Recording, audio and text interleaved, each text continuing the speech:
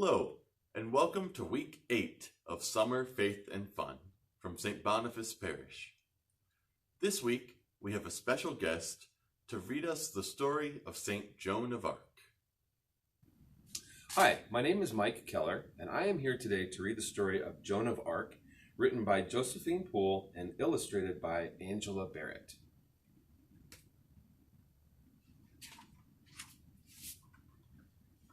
This is a true story.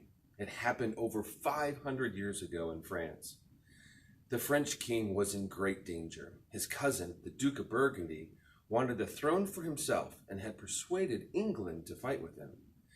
English ships set sail for France. English lords and soldiers captured many cities that belonged to the young French king. It looked as if he had been driven out, and he hadn't even been properly crowned. Now, deep in the country, there lived a little girl named Joan. She was a farmer's daughter. She helped her mother in the house and worked in the fields with her brothers. Her father was mayor of the village where they had lived. One summer day, when Joan was alone in the garden, the air around her turned very clear and bright, much brighter than the sun could make it. While she was wondering what could be happening, she heard voices. They were talking to her. Now, she was afraid at first, until she understood that those were voices from heaven. As she listened, she was full of happiness. She had never felt so happy. When the voices stopped and the heavenly light paled to sunshine, she cried because it had gone away. Joan was 13 when this happened. During the next 4 years, the voices often spoke to her, but she never told anyone about them. To hear them was more important to her than anything in the world. Although sometimes when they spoke of fighting in France, they made her cry. As time passed, her heart was filled with a great will and desire that her king should have his kingdom. Orleans was the most important city in France. Now, it was surrounded by English soldiers, battering it with their cannons. Soon they would take it by storm. The people inside the city prayed for an army to defend them, but no one came. Far away, the voices spoke to Joan. They told her that God had chosen her to save Orleans. After that, she must take the king of France to Reims to be crowned. Joan believed everything that the heavenly voices said. She knew they came from God. If she did as she was told, nothing on earth would be strong enough to stop her. Joan needed an army to defeat the English. She had to see the king, but he was far away. So she put on her best red dress and left home without telling anyone what she was going to do. She walked to the nearest town and asked for the captain of the garrison there. She told him that the God had chosen her to save Orleans and asked him to arrange her journey to the king. The captain burst out laughing and made fun of her, but she came back and back again until finally he agreed to help her. He gave her a horse and 4 guards. She cut her hair and dressed like a man so that she could travel more safely. Now she was ready to start. Everyone living in the town came to the gate to watch her ride out of sight. Stories about this little country girl had already reached the king. When he had heard she was coming, he took off his crown and dressed like one of the lords. This was to test her. If she really had supernatural powers, she surely would know which of all the lords was the king.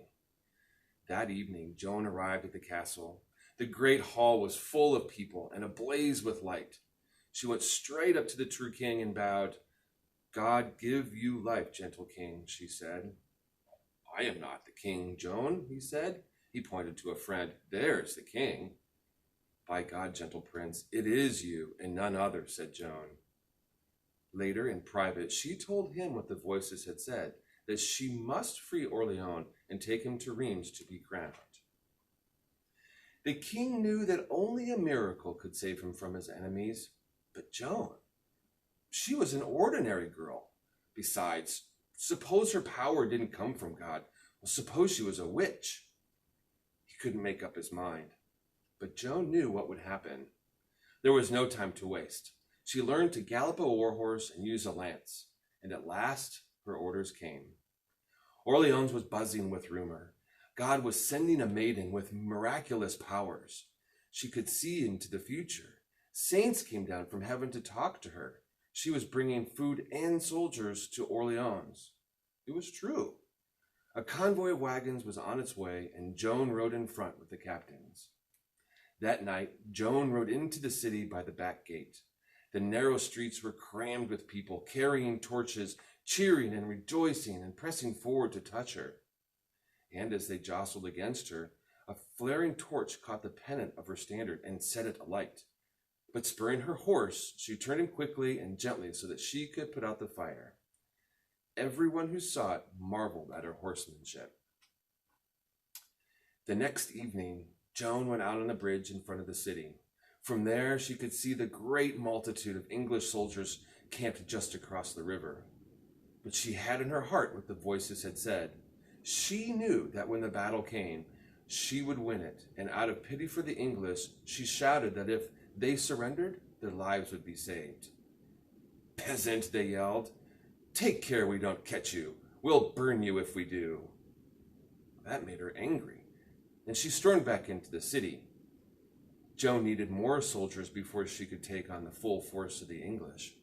When they came, she told her priest, "You must get up early tomorrow and keep close to me all day. For tomorrow I shall have much to do, more than I ever had, and tomorrow my blood will flow out of my body and above my breast."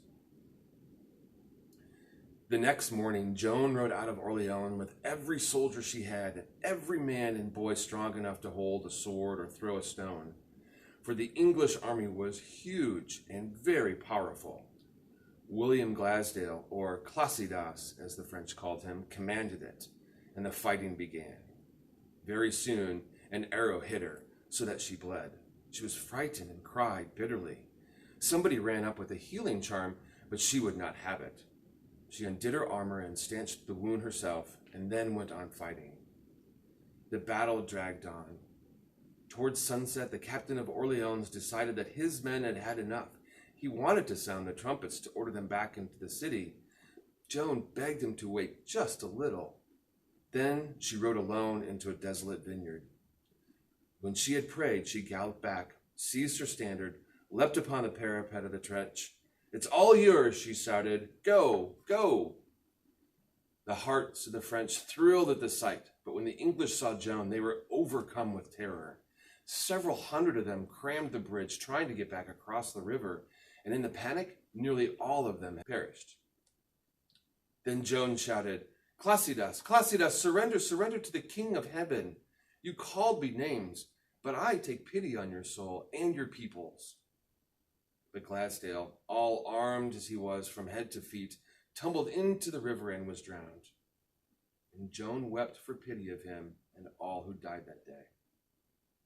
So the triumphant French went back into Orleans, while all the bells pealed for joy. But Joan was taken to her lodging.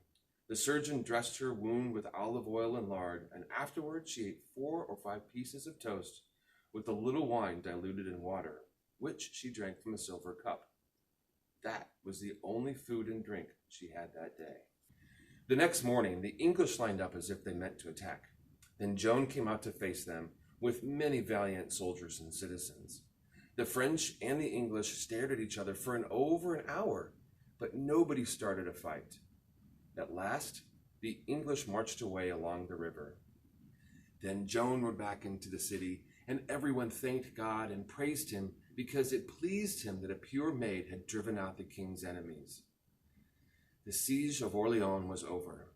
Now, Joan had to take the king to Reims to be crowned, but that part of the country was still in enemy hands. She rode ahead to clear the way. Her armor shone like silver, and she carried a little axe. A mighty host of captains and soldiers went with her, for now everyone wanted to fight with her, for king and for France.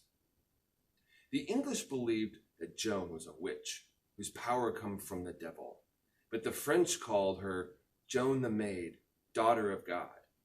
People had seen clouds of white butterflies rise from her standard. They believed God commanded her through the voices saying, "Daughter of God, go. I shall be at your right hand. Go." Joan simply did what God told her to do, and nothing, Nobody could prevent her. When the people of Rheims saw the king coming, they ran out to welcome him. The next day, he was crowned in the cathedral with great splendor. But when Joan knelt in front of him, her eyes were full of tears. She could not forget how many brave men had died for her gentle prince. Now, Joan's work was done, and she should have gone home to the country. But her captains wanted her to stay with them so they could win more battles together. News came that the town of Compiègne was surrounded. The citizens said they would soon die than surrender. Joan could not bear to leave them to their fate, although the voices warned her that if she went, she would be taken prisoner. She led a small little army to Compiègne, and threading their way around the enemy camp by night and slipped into the town. When morning came, they rode out to battle, but the captain of Compiègne did not believe such a small army could save them. As soon as Joan and her soldiers had gone, she ordered the drawbridge to be raised and the great gates locked. So the valiant French force was cut off. They were hopelessly outnumbered. Joan was easy to recognize from the tunic she was wearing over her armor. A rough soldier dragged her from her horse. Joan was imprisoned in a castle that stood in the middle of a forest. Her lonely cell was high up in a tower. At last, what sad thoughts tormented her. So many brave souls gone. She herself would have willingly given up her life for her king. Why didn't he help her now? What would become of her?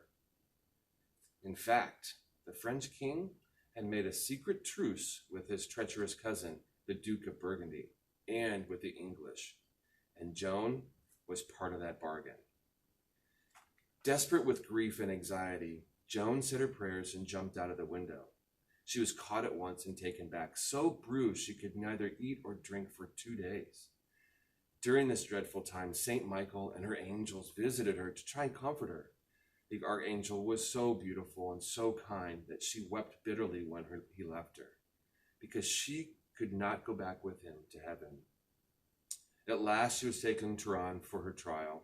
She was now in the English hands, and the English needed to get rid of her because, to ordinary people, Joan was a heroine and a saint. A special court was set up to accuse her of heresy, pretending to hear heavenly voices, pretending to talk with saints and even see them. The punishment for heresy was death. Cochan, the wicked bishop of Beauvais, was waiting for Joan. He had been paid by the English to make sure the trial went against her. He thought he could easily confuse a country girl. He was wrong. She was not afraid of him. She had a warning for him. You say you are my judge. Consider well about who you are, for in truth I am sent from God, and you are putting yourself in great danger. Now Joan was kept in prison of Rouen Castle, cruelly chained to her bed. She was questioned for hours at a time, but she answered so fearlessly that no one could make her falter. Still, she was doomed. She was condemned as a heretic and sentenced to death by burning. The voices said, "Take all in good part. Do not complain over thy martyrdom, but thou shalt come at last to the kingdom of paradise." The English carried out the sentence, but it was an Englishman who, at the last, made her a little cross of wood, which she kissed and hid in her clothes. So she died by a fire, and the ashes of her body were thrown into the river. But that was not the end. A saint is like a star, and a star and a saint shine forever. That wasn't the end of the story. Even though the English used the church in a bad way to get their political ends that they wanted, it's also because of that trial that we know anything about St. Joan of Arc today. We have all the records from that trial, and so we know all about St. Joan of Arc. And that's why she's a saint today, because we have this record of her life. So even though the English were using the church for bad ends, God was also at work, giving us a beautiful record of this saintly woman's life, so that she can be a saint today and inspire so many people to follow the Lord. St. Joan of Arc shows us how to be courageous in carrying out the mission God has given us. She shows us how to fight for what's right without hating our enemies. She also shows us that God brings help from very unexpected places sometimes. Saint Joan of Arc, patron of France and of soldiers, pray for us.